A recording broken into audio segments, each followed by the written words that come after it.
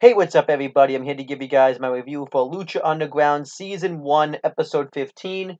And this episode is called Eye for an Eye, which kind of fits the title considering what happened in the main event. And this episode was taped on January 18th, 2015, and aired on February 18th, 2015. So it aired a month after it was taped. I don't think that was planned. I just think that was just pure coincidence. Um, and we had the commentary team of Matt Striker and Vampiro, and the show starts off with a match between Mil Muertes and Chavo Guerrero Jr.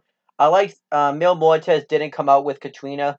I liked the aggressiveness that Mil Muertes showed in this match. He absolutely annihilated Chavo Guerrero Jr. throughout the beginning of this matchup, but eventually, Chavo Guerrero Jr. hit a Cabrana onto Mil Muertes, and he tried to get some offense going, but it just had no effect on Mil Muertes since he's such a monster. And then eventually he started targeting the injured leg of of Mil Muertes Jr., but Mil Muertes was able to hit a right hand on Chavo Guerrero that changed the rest of the matchup around, and Mil Muertes started to hit his comeback, and then all of a sudden, Katrina comes out to the ring, and she has the stone that Mil Muertes has been coming out with, and he's used on opponents in the past. And she pulls the stone closer as if it hypnotizes Mil Muertes. And Chavo Guerrero Jr. used this as a distraction to hit Mil Muertes right across the back with the steel chair. And this has no effect on Mil Muertes. Muertes destroys Chavo Guerrero. He ends up hitting a flatliner on the chair. And then afterwards, he tells Katrina to come in the ring and give him the lick of death.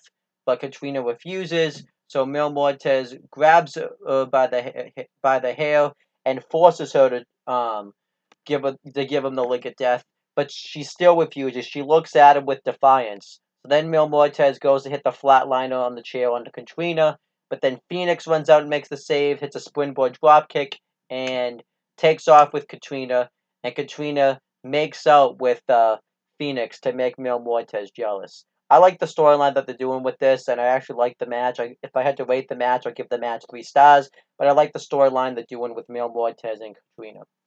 Then we had a backstage segment where the Black Lotus goes into breaks into the cage that Dario Cueto's been trying to keep from her. We find out more about that later. I'll get into that later on. And then the next segment is we see they go to Dario Cueto's office, and Dario Cueto talks about how he's been very impressed with the crew since they've come to Lucha Underground, so he wants to reward them by giving them a main event spot, and he makes a no holds barred trios match between the crew, Pipinelli, um, Estrada, um,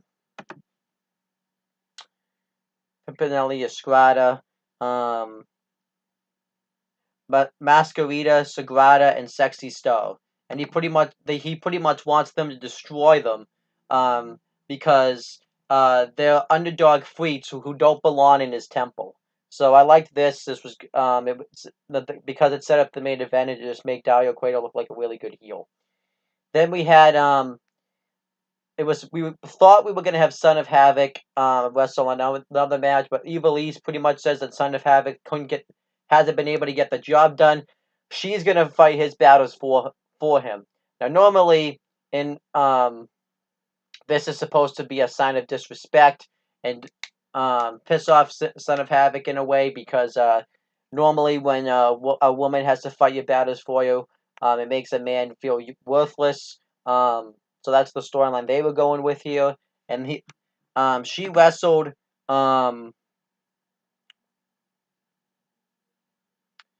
Angelico. I don't think that's how you say that at all, but Angelico. I think that's how you say that. But I couldn't tell you. And Angelico pretty much doesn't want to do this match because he's acting like a gentleman, but he tries to throughout the match make out with Ivelisse, and she also wanted Ivelisse to jump off the top turnbuckle and give him a hurricanrana, because it would have made he would have been kind of in a sexual position. But eventually, Son of Havoc distracts him and hits an enziguri on Angelico, which causes him to trip over Ivelisse, and Ivelisse beats him with a roll-up. And afterwards, Angelico congratulates you on the win and says that maybe you should go one-on-one with me without Son of Havoc, implying that he wants to have sex with her. It was a decent match, 2 stars. It wasn't anything special, but it wasn't anything bad. I didn't mind it. And then we had the next match. It was Tiano Jr. versus Superfly, and they did an interview segment where Vampiro interviewed Tiano, and Tiano pretty much talks about how he's at Lucha Underground because he wants to beat the crap out of Alberto El Patron for taking his AAA championship from him. And he talks about how Alberto El Patron stole the championship from him because he got rejected from a company in the United States and had to go challenge him for the championship. So he wants to pretty much beat Alberto El Patron and take back his AAA championship. And he also wants to be the next top star in Lucha Underground. So I like the interview segment. It really did a good job of kind of giving us a background history and Tiano, so I like Tiano Jr. And pretty much he has a pretty decent squash match with Superfly Jr. He beats him with a Hushi Karoshi into a neckbreaker, so the match itself gets 2.25 stars. Afterwards, Alberto El Patron comes out and beats the crap out of Tiano Jr., throws him into the guardrail, whips him with his rope, and he ends up standing tall. And what it's looking like that's leading to was a future AAA championship match at Lucha Underground between Alberto El Patron and Tiano Jr. And then Dario Cueto's in his office, and Cage comes in and wants Dario Cueto to award him the Lucha Underground Championship since he's destroyed Prince Puma twice and has beaten everybody he's put in his path. And Dario Cueto says that it's not that simple because you haven't actually beat Prince Puma, but you do have all the tools that I want in my Lucha Underground champion. So he says that on the next episode, he'll give him a match with Prince Puma, and if he beats Prince Puma, he'll be next in line for the Lucha Underground championship match. And then afterwards, Chavo Guerrero Jr. comes in and announces that he quits Lucha Underground. And then Dario Cueto wishes him in the best of his future endeavors. I don't know if what was going on with Chavo Guerrero Jr. at the time, if he was actually leaving, but so I'm not really sure. I don't know if this is just done. I'm assuming this is just done for storyline, but we have to wait and see. And then afterwards, Cage had dropped the Lucha Underground Championship and says, "I don't want this worthless piece of trash." And Dario Cueto looks at it and says that the gods are not going to be happy about this. And then afterwards, the Black Lotus is in the cage with like some sort of beast, and says that ever since I was a little girl, my mission was to kill you. And before she can even finish, somebody kidnaps her. So I'm actually kind of interested to see what happens with that. Then we had the main event. It was the Crew versus Pimpinelli Estrada, Mascarita Sagrada, and Sexy Star in a no holds barred trio match. And I liked the main event. It was a pretty good main event, actually. I thought the Crew came off really dominant in the match. The Crew pretty much destroyed Sexy Star, Pimpinelli Estrada, and Mascarita Sagrada. So pretty much what happens is Mascarita Estrada is out of the match in no time.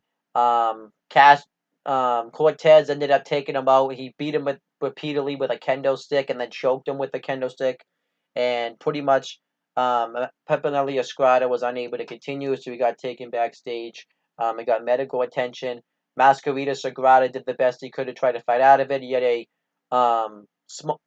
Tostido on the outside, which is pretty much a suicide dive. They just call it that because it's a little person doing it. And afterwards, he gets wiped out by Bale. And the Crew beat the crap out of Mascarita Sagrada.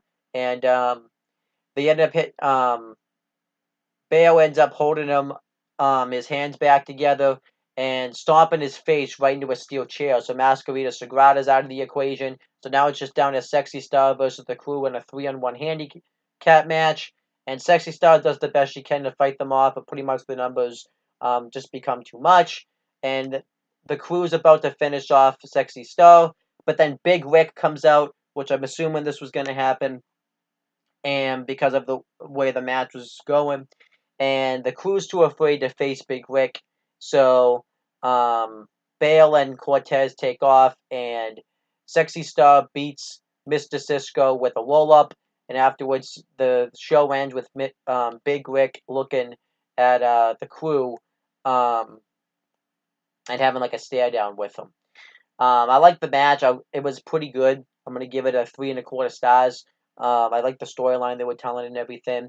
And as for the overall episode of Lucha Underground, I actually thought it was a pretty good episode. It wasn't anything really good or anything, but it was pretty good.